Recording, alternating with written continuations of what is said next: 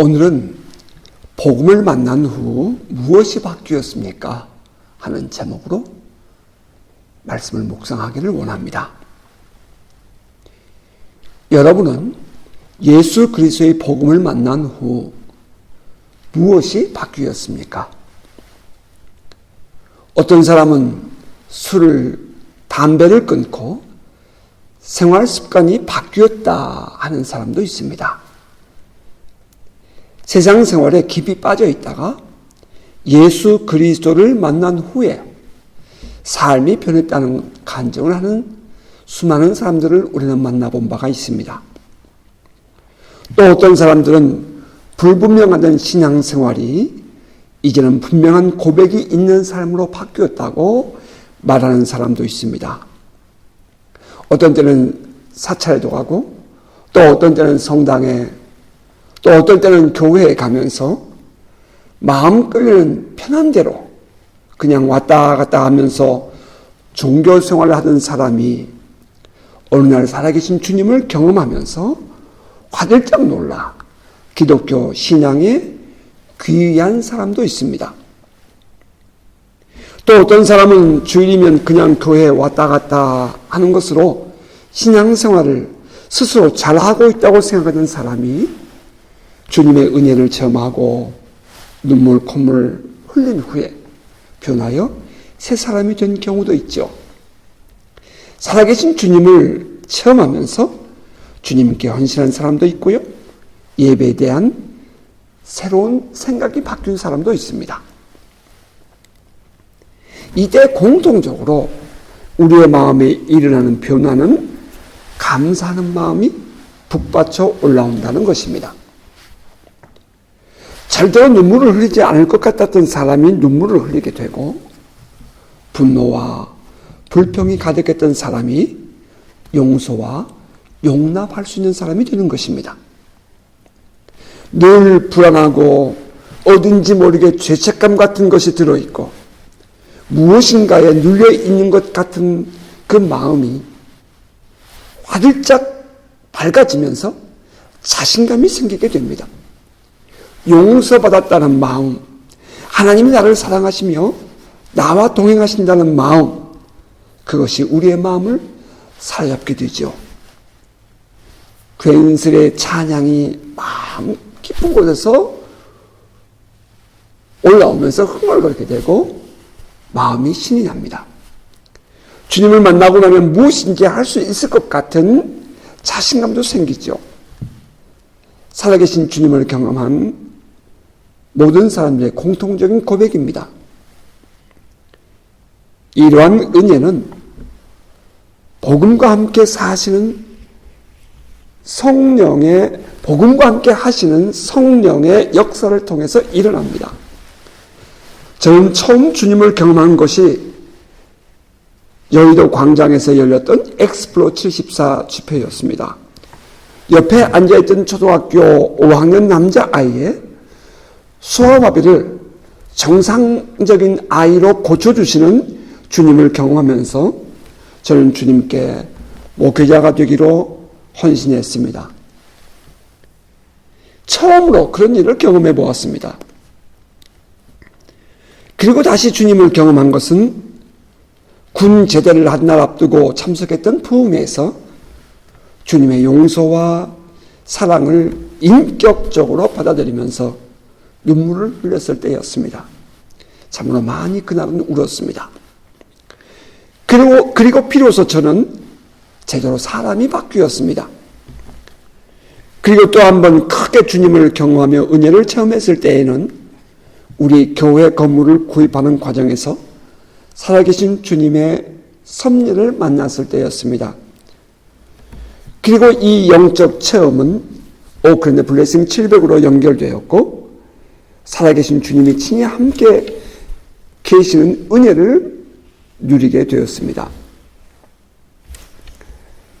이때 제가 깨달은 것은 주님의 임재와 친밀감에 대한 깊은 목마름과 굶주림이 얼마나 중요한가 하는 것이었습니다. 주님과의 대화, 주님의 인도하심에 대한 나의 반응, 주님을 믿고 나아가는 삶 등 참으로 여러 가지의 그 주님의 은혜를 저는 맛보았습니다.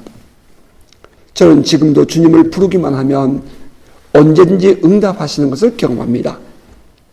지난 10수년 동안 이러한 은혜를 체험하며 저에게 한 가지 매우 궁금한 것이 생겼습니다.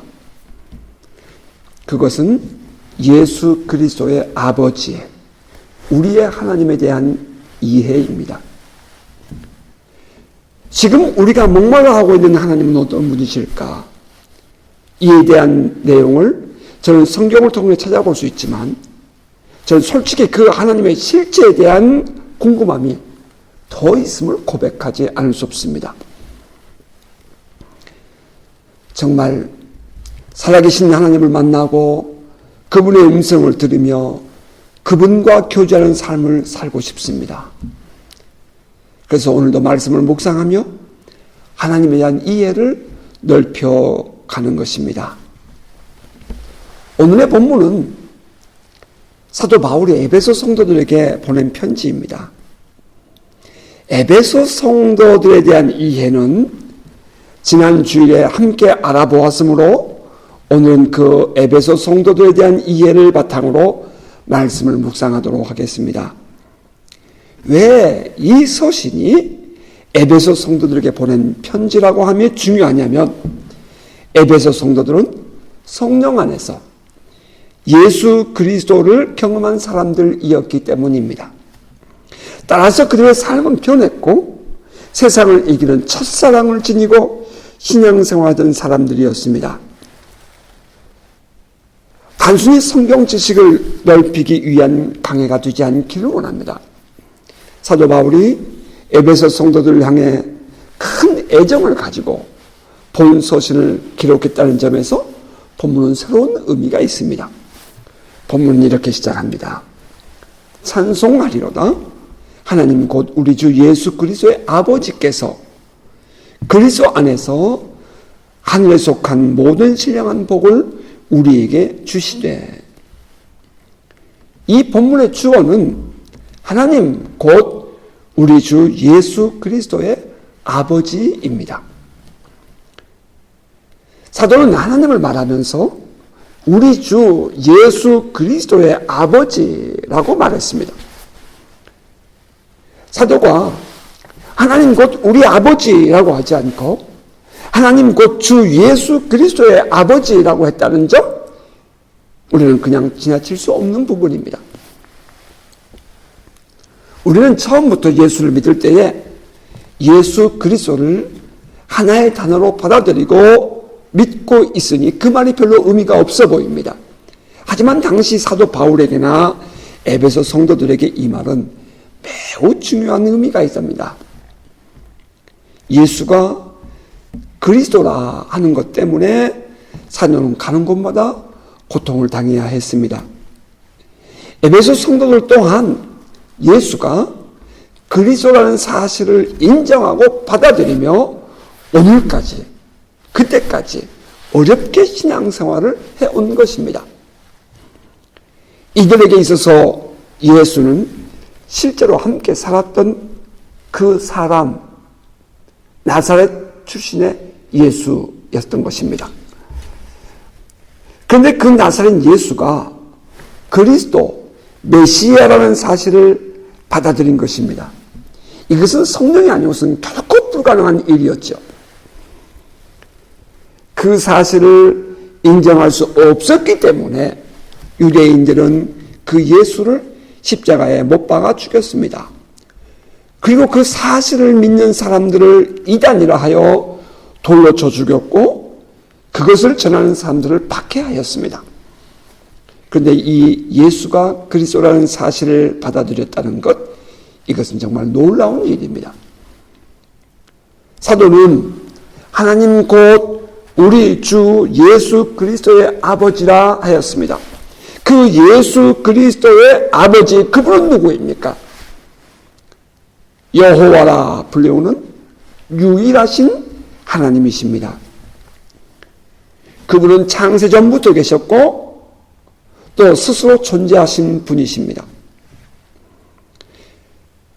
천지를 창조하신 분이시고 영원히 살아계신 하나님이십니다. 세상에 많은 신들이 있다고 말하지만 그들 중에 뛰어난 분이시고 신 중에 신이요 왕 중에 왕이신 것입니다.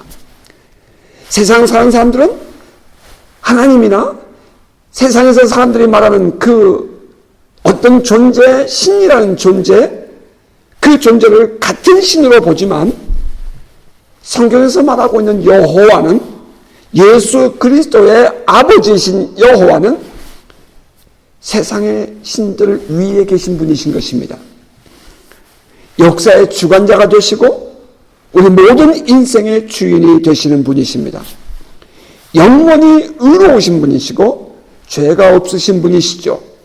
영원히 우리의 존귀와 찬양을 받기에 합당한 분이십니다. 예수 그리스도의 아버지라 할 때의 하나님은 단순히 당시 세상에서 인식하던 그런 신이 아니었습니다. 유대인들은 하나님께서 그리스도를 보내주실 것을 믿었습니다. 그 그리스도는 성경에 예언되어진 그 사람의 아들, The Son of Man을 의미합니다.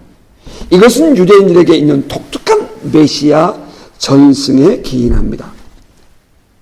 그리스도, 곧 메시아가 우리에게 오시는데 그분은 사람의 아들로 태어날 것이라 하는 전승입니다. 그래서 그들은 수백 년 동안 그리스도를 그렇게 기다려왔습니다. 그리고 오신 분이 예수였습니다. 그 예수 그리스도의 아버지, 이분은 유일하신 하나님이십니다. 이 세상 천지의 유일하신 하나님, 여호와라 하는 하나님이신 것입니다. 사도는 그 하나님께서 우리에게 그리스도 안에서 하늘에 속한 모든 신령한 복을 주셨다라고 말합니다. 그리스도 안에서 엔 그리스도라고 했습니다. 하나님께서 우리에게 주신 복은 오직 그리스도 안에서입니다. 이 그리스도 안에서라는 것이 전제될 때에 비로소 우리의 신앙의 가치는 인정될 수 있는 것입니다. 이 부분은 다시 묵상할 기회가 오리라 생각합니다. 그리스도 안에서 하늘에 속한 모든 신령한 복이라고 말했습니다. 그 다음 절부터가 그 내용입니다.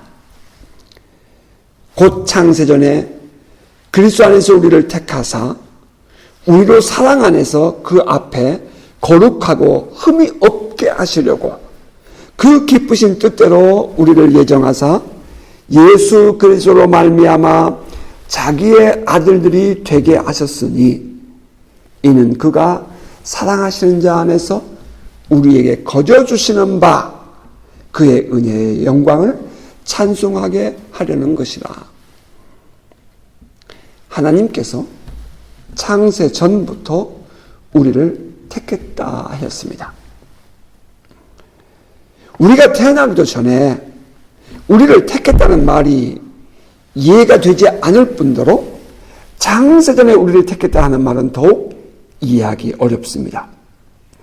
사도는 그냥 우리가 창세전에 택함 받았다 하지 않고 그리스도 안에서 우리가 택함을 받았다라고 했다는 점 여러분 또 유념하며 기억하시기 바랍니다. 하나님은 우리가 이 세상에 태어나기 전부터 우리를 그리스도 안에서 택하셨습니다. 다시 말하면 하나님의 택하심은 영원한 하나님의 뜻 안에서 이루어졌다 이 말입니다.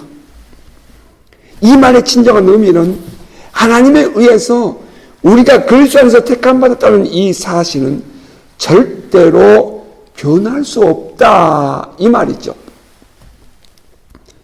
우리는 하나님께 택함 받은 자들입니다. 우리는 하나님께 속해 있는 자들이에요. 하나님께서 우리가 우리의 어머니 태중에 잉태되기 전부터 우리를 택해 놓았습니다. 그것도 그리스도 안에서 그리스도를 통해서 구원받게 하기 위해서입니다. 본문 4절 5절 다시 봅니다. 곧 창세전에 그리스도 안에서 우리를 택하사 우리로 사랑 안에서 그 앞에 거룩하고 흠이 없게 하시려고 그 기쁘신 뜻대로 우리를 예정하사 예수 그리스도로 말미암아 자기의 아들들이 되게 하셨으니 이 세상의 모든 사람들은 결코 거룩하고 흠이 없는 사람이 될 수 없지요. 아무리 의롭게 살고 정직하고 거룩하게 살아도 모두가 하나님 앞에서는 거룩할 수 없고 흠이 없을 수 없습니다. 그런데 우리로 하여금 하나님 앞에서 거룩하고 흠이 없게 하시려고 우리를 택하셨다 하였습니다. 우리가 하나님 앞에서 거룩하고 흠이 없으려면 오직 한 가지 방법밖에 없습니다. 그것을 이루는 방법은 오직 하나님의 사랑 안에서입니다. 사랑은 모든 것을 덮지요. 사랑은 모든 것을 씻어주기도 합니다. 사랑이 없으면 모든 것이 어둡기만 합니다. 하지만 사랑을 하면 모든 것이 받아들여지지요. 하나님께서 우리를 사랑으로 받아주신 것입니다. 그것이 바로 예수 그리스도를 통한 구속의 은혜입니다. 하나님은 우리에게 그리스도를 보내주시고 십자가의 죽으심으로 우리의 죄값을 대신 지불케 하셨습니다. 예수 그리스도의 구속의 은혜는 하나님의 사랑에 기인합니다. 하나님께서 우리를 사랑하시기 때문에 우리를 거룩하고 흠이 없게 하는 방법이 예수 그리스도를 통한 구속의 은총입니다. 이것이 은혜입니다. 우리는 그리스도 안에서 택함을 받았고 그리스도 안에서 거룩하고 흠이 없게 됩니다. 그래서 예수 그리스도를 믿는 믿음이 우리에게 그렇게 중요한 것입니다. 예수를 믿지 않으면 우리는 죄사함 받을 방법이 없습니다. 하나님 앞에서 거룩하고 흠이 없는 존재가 될 수가 없어요. 따라서 예수를 믿는 것만이 우리가 죄사함 받을 수 있는 유일한 길인 것입니다. 그 기쁘신 뜻대로 우리를 예정하셨다 하였습니다. 하나님께서 우리를 예정하셨다. 이 말이 마치 운명론이나 혹은 숙명론처럼 이해될 수 있습니다. 그러나 그렇게 치우쳐서 주장하면 안 되는 내용입니다. 그것을 운명론 혹은 숙명론으로 받아들이게 되면 어떤 사람은 구원받도록 되어 있고 어떤 사람은 버림받도록 되어 있다는 주장이 가능해지기 때문입니다.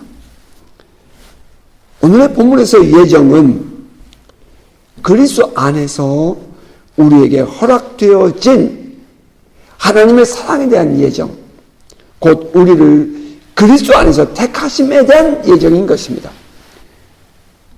에베소 성도들에게 보낸 편지입니다. 오늘의 본문은. 지금 이 서신을 받아들인 성도들은 이 부분을 읽으면서 하나님께서 우리를 택하셨구나. 하나님께서 우리에게 그리스도 안에서 하나님의 아들이 되게 하시려고 우리를 이미 택하시고 구원하셨구나 라고 생각하면서 감사한 마음을 갖게 되는 것입니다. 누가 버림을 받고 누구는 택함을 받기로 예정되었다 하는 것을 주장하려는 의도에서 사도가 그렇게 말한 것 아닙니다. 오늘 우리가 이렇게 살아계신 주님을 만나고 주님과 함께 살 수 있는 것, 여러분 이거 은혜 아닙니까? 아무나 이런 은혜 받는 것 아닙니다. 특별히 하나님께서 선택한 자들에게 주시는 기름 부으심 아닙니까? 이것은 특별한 하나님의 선택이요 특별한 하나님의 은혜라고 우리는 믿습니다. 여러분 그렇지 않습니까? 살아계신 하나님의 임재를 경험한다?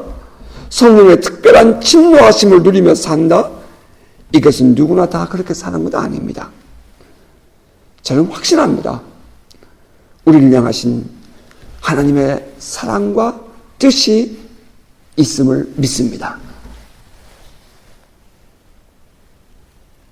바로 이 사도가 그 기쁘신 뜻대로 우리를 예정하셨다 하는 말은 바로 이러한 이해와 이러한 고백인 것입니다. 궁극적으로 하나님께서 성도들을 택하신 목적이 무엇인가요? 그것은 하나님의 아들들이 되게 하려는 것이다 라고 말합니다. 지난주일 설교에서 단 2문장으로 지나갔던 내용이 있습니다. 구원이란 무엇인가 하는 것입니다. 구원이란 죄인된 우리들이 예수 그리스도 안에서 죄사함을 받고 하나님의 아들이 되고 하나님의 백성이 되는 것이다 라고 지난주일날 여러분에게 말씀드렸지요.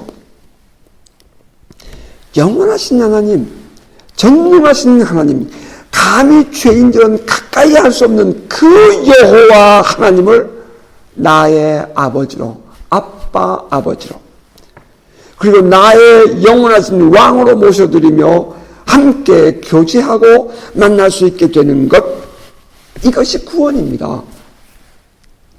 단순히 죽어서 천국 가는 것 구원 아닙니다. 우리가 살아있는 동안에도 하나님을 향하여 아버지라 부를 수 있는 존재가 되고 하나님의 다스리심 안에서 살아갈 수 있는 존재가 된 것, 이것이 구원입니다.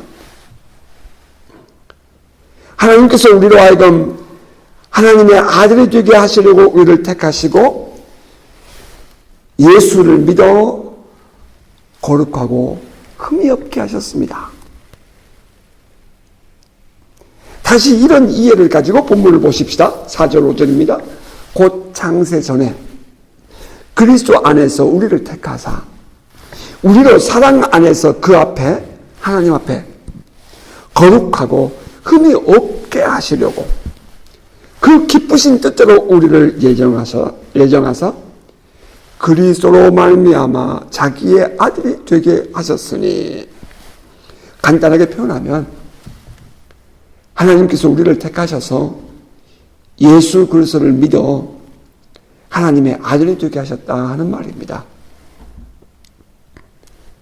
하나님의 아들이 되려면 거룩하고 흠이 없어야 하는데 그 방법은 예수 그리스도를 통해서만 가능하다는 것이고 그 일을 하나님이 기쁘신 뜻대로 우리에게 예정해 놓으셨다 이 말입니다. 그래서 우리가 예수 그리스도를 통해 하나님의 아들이 되었다, 구원을 받았다는 것이 사도를 통해 우리에게 들려주시는 오늘의 하나님의 말씀입니다. 하나님이 우리를 구원하신 이유, 하나님의 아들이 되게 하신 이유가 그 다음 절 에베소서 1장 6절에 나와 있지요. 같이 성경 보실까요? 이는 그가 사랑하시는 자 안에서 우리에게 거저주시는 바 그 은혜의 영광을 찬송하게 하려는 것이라. 여기 그가 사랑하시는 자라는 그 말을 영어 성경으로 보면 대문자로 원이라고 썼습니다.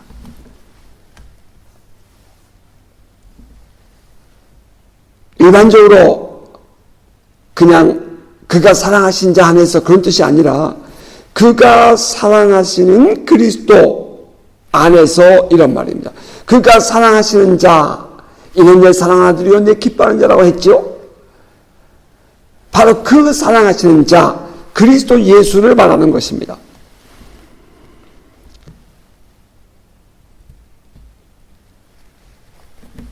이는 그가 사랑하시는 자, 곧 그리스도 예수 안에서 우리에게 거저주시는 바 그의 은혜의 영광을 찬송하게 하려는 것이라. 그런 말입니다.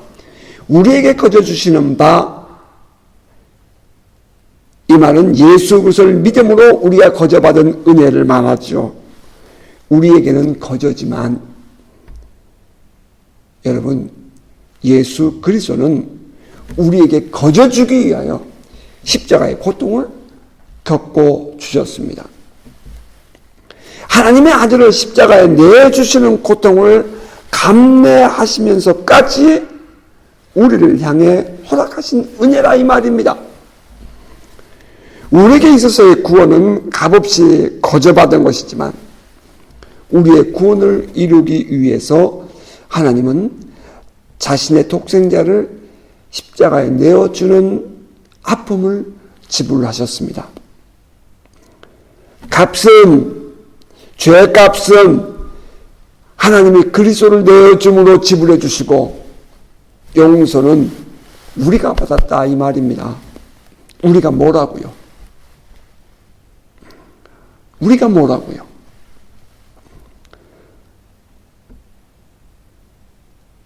사도가 이렇게 말하지 않았습니까? 이는 그가 사랑하시는 자 안에서 우리에게 거저주시는 바, 우리에게 거저주시는 바, 그의 은혜의 영광을 찬송하게 하려는 것이라. 우리로 하여금 하나님의 은혜의 영광을 찬송하게 하려고 하나님께서 우리에게 아들을 십자가에 죽이면서까지 사랑을 보여주셨다 이 말입니다. 우리가 하나님을 찬송하게 하시려고 우리를 하나님의 아들 되게 하시고 또 하나님의 구원의 자리에 참여하게 하시고 또 그렇게 하기 위해서 예수 그리스도를 내어주면서 우리를 믿게 하셨다 이 말이에요. 우리가 뭐라고 당신의 아들 예수 그리스도를 십자가에 달려 죽도록 하시면서까지 우리를 구원하신다는 말입니까? 그 이유는 하나, 우리로 하여금 하나님을 찬송하는 존재가 되게 하려는 것입니다. 여기서의 찬송은 단순히 찬송과 노래를 부르는 것도 아닌 것 아시죠? 우리의 전 존재를 다하여 하나님을 찬송하고 예배하는 것을 의미합니다. 하나님을 하나님 되게 인정하며 고백하는 찬송 말입니다. Praise the Lord. 찬송하라. 주를 찬송하라. 이 말은 그냥 하는 것도 아닙니다. 마음 깊은 곳에서 우러나오는 감사와 찬양, 예배를 의미합니다. 말씀을 맺겠습니다. 우리의 구원은 결코 거저 주어진 것이 아닙니다. 예수 그리스도의 피값이 지불되어지고 우리에게 주어진 것입니다. 우리는 거저 받은 것 같지만 결코 그럴 수 없습니다. 아들을 십자가에 못 박아 죽이는 그 하나님의 고통이 담겨져 있는 그 사랑, 그래서 우리의 구원이 은혜입니다. 우리가 하나님의 아들이 되었다는 것은 상상할 수 없는 하나님의 사랑에 기인합니다. 창세 전부터 우리를 향한 그리스도 안에서의 택하심과 예정, 이것은 결코 변할 수 없는 하나님의 뜻이고 은혜입니다. 오늘 우리가 예수 그리스도를 믿어서 하나님의 자녀가 되었다는 것, 우리가 하나님의 다스리심 속에 사는 하나님 나라의 백성이 되었다는 것, 이것은 그 무엇으로 바꿀 수 없는 축복입니다. 이것이 우리가 받은 구원의 의미랍니다. 그 하나님의 사랑 안에서 은혜를 받고 구원을 받은 성도 여러분, 여러분은 복음을 만난 후 무엇이 바뀌었습니까? 살아계신 하나님을 체험하고 그 하나님을 만난 후 여러분은 무엇이 바뀌었습니까? 감사와 감격의 찬양이 늘 함께하는 복된 성도 되기를 주의 이름으로 축복합니다. 아멘. 함께 기도하겠습니다. 살아계신 아버지, 고맙습니다. 마땅히 우리의 죄로 말미암아 죽어서 지옥에 가야 할 저희들인데 한없는 사랑으로 그리스도 예수를 우리에게 보내주시고 십자가의 죽으심을 통하여 우리의 죄값을 지불케 하시고 그 사실을 믿기만 하면 우리를 죄 없다 하시고 받아주시는 하나님의 사랑, 하나님의 은혜 진심으로 감사합니다. 저희를 이 깊은 하나님의 사랑에 포로되어 살게 하시고 이 세상의 어떠한 환경 속에서도 믿음으로 굳게 서서 흔들리지 않는 삶을 살아가는 우리 모두가 되게 하여 주옵소서. 코로나 바이러스로 말미암아 모이기 힘들고 여러 가지 삶의 정황들이 낯설지만 그래도 오늘 우리가 함께 하나님의 얼굴을 구하며 예배하는 이 시간 주님 우리에게 응답하심을 믿습니다. 하나님의 임재와 하나님의 사랑이 또 한 주간 살아가는 우리들의 능력 되어주시고 또 우리와 동행하시는 은혜가 되게 하여 주옵소서. 오늘도 각 가정에서 예배하는 우리 모든 성도들 주께서 축복하시기를 소원하며 예수님 이름으로 축복하며 기도합니다. 아멘.